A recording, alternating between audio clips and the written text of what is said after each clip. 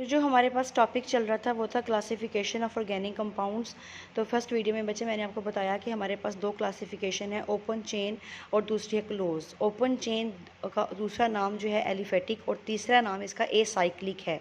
ठीक है बच्चे, और ये इन तीनों नामों से एमसीक्यूज़ में भी आ सकता है और यही चीज़ें जो हैं एमकैट में पूछी जाती हैं। वो आपको एलिफेटिक के नाम से पूछ सकता है, एसाइक्लिक के नाम से पूछ सकता है।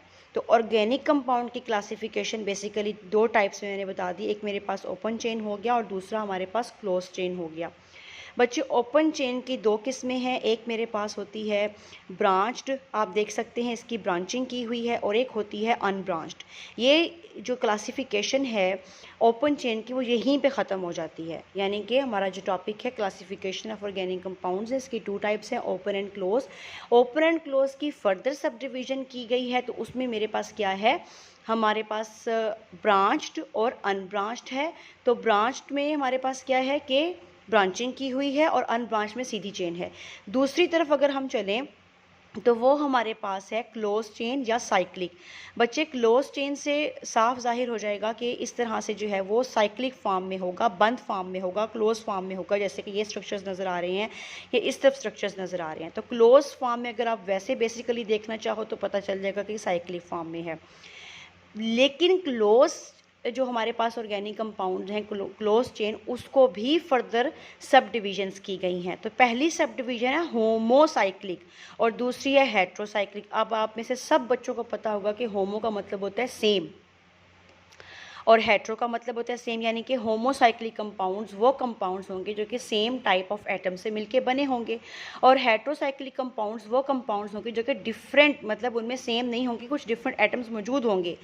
तो पहले हमारे पास क्या था, क्लोज चेन। क्लोज चेन की फर्दर सब डिवीजन एक मैंने कर दी होमो में, एक मैंने कर दी हेट्रो में। होमो की फर्दर सब डिवीजन है एरोमेटिक, यानी कि एरोमेटिक होंगे सेम कार्बन और हाइड्रोजन एटम्स के, सेम एटमों से मिलके बने हुए होंगे। और इसी की सब डिवीजन मैंने होमोसाइक्लिक की ही सब डिवीजन की है नॉन एरोमेटिक, यानी कि बेटा चाहे एरोमेटिक है चाहे नॉन एरोमेटिक है, पर है तो होमोसाइक्लिक की सब डिवीजन। और होमोसाइक्लिक ये कहता था कि सेम टाइप्स ऑफ एटम जो हैं वो हमारे पास मौजूद होंगे। तो ये दोनों चीज़ें, ये दोनों जो है हमारे पास टाइप्स ऑफ कंपाउंड्स हैं, होमोसाइक्लिक की शर्त को पूरा कर रहे होंगे। पर एरोमेटिक में हमारे पास क्या होता है, कम अज़ कम एक बेंजीन रिंग का होना ज़रूरी होता है, तो उसे हम कह देते हैं कि वो हमारे पास होमोसाइक्लिक एरोमेटिक हाइड्रोकार्बन्स हैं। जबकि नॉन एरोमेटिक हाइड्रोकार्बन्स होमोसाइक्लिक वो हाइड्रोकार्बन्स होते हैं जिनमें बेंजीन रिंग के अलावा बाकी साइक्लिक स्ट्रक्चर होते हैं, पर वो उस कंडीशन को पूरा कर रहे होते हैं वो सेम अमाउंट ऑफ एटम्स के ही हैं। अब आपको पता नहीं चल रहा होगा कि बेंजीन क्या है और ये क्या है, तो बच्चे आपने याद रखना है 6 कोनों वाला जो साइकिल होता है और जिसके अंदर डबल फिर सिंगल फिर डबल फिर सिंगल डबल और सिंगल, इस तरीके से 3 डबल बॉन्ड और 3 सिंगल बॉन्ड हों तो वो हमारे पास बेंजीन रिंग होती है। इसी तरीके से हमारे पास एंथ्रासीन और नेफ्थलीन का स्ट्रक्चर भी है, वो भी 2 और 3 बेंजीन रिंग से मिलके बनी हुई है। तो ये सारी की सारी इनमें जो है हम कह सकते हैं कि बेंजीन रिंग का होना मस्ट है। मैंने आपके समझने के लिए इधर लिख भी दिया कि at least 1 benzene ring aromatic hydrocarbons में होनी चाहिए। दूसरी टाइप्स है हमारे पास नॉन एरोमेटिक। ये बात याद रखिएगा बच्चे कि बेंजीन का हर कोना कार्बन और हाइड्रोजन को शो कर रहा है। इसी तरीके से जब हम इधर चलते हैं तो आपको ये त्रिकोण नज़र आ रही है, इसका मतलब ये है कि इसका हर कोना भी कार्बन को शो कर रहा है, लेकिन ये हमारे पास साइक्लोप्रोपेन हो जाएगी क्योंकि 3 कार्बन वाली को प्रोपेन कहते हैं। ये साइक्लोब्यूटेन, ये साइक्लोपेंटेन, ये 6 कोने वाली है, इसमें एक डबल बॉन्ड है तो ये साइक्लोहेक्सीन हो जाएगा। ये सारी भी साइक्लिक थी, सारी कार्बन और हाइड्रोजन से मिलकर बनी है क्योंकि हर कोना कार्बन और हाइड्रोजन को शो करेगा। ये भी कार्बन और हाइड्रोजन से मिलकर बनी है, पर इनमें एक मस्ट बेंजीन रिंग है। बेंजीन रिंग की निशानी बता दी है, एक डबल और एक सिंगल। और यहाँ पे मेरे पास कोई भी ऐसा साइक्लिक नहीं है, ये सब कार्बन और हाइड्रोजन से मिलकर बने हुए, पर इनमें कोई भी बेंजीन रिंग नहीं है।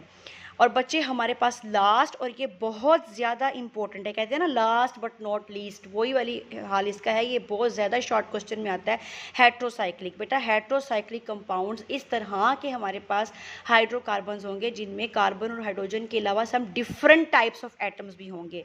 मैंने नॉन एरोमेटिक में डिफरेंट टाइप का नाम यूज़ ही नहीं किया, ये भी सेम है ये भी सेम है, बस इसमें बेंजीन का होना ज़रूरी है, इसमें बेंजीन के अलावा कंपाउंड्स होते हैं। हेट्रोसाइक्लिक कंपाउंड्स वो कंपाउंड्स होंगे जिनमें कार्बन और हाइड्रोजन के अलावा भी डिफरेंट टाइप्स ऑफ एटम्स होंगे। उन्होंने मिसालें दी हुई आपकी बुक वालों ने, ये हमारे पास आप देख सकते हो। ऑक्सीजन कंटेनिंग एक कंपाउंड है, नाइट्रोजन कंटेनिंग एक कंपाउंड, इसे पायरिडीन कहते हैं, पायरोल है, एक थियोफीन है, ये सारे आपकी बुक में दिए हुए हैं। तो this is all about the classification of organic compound.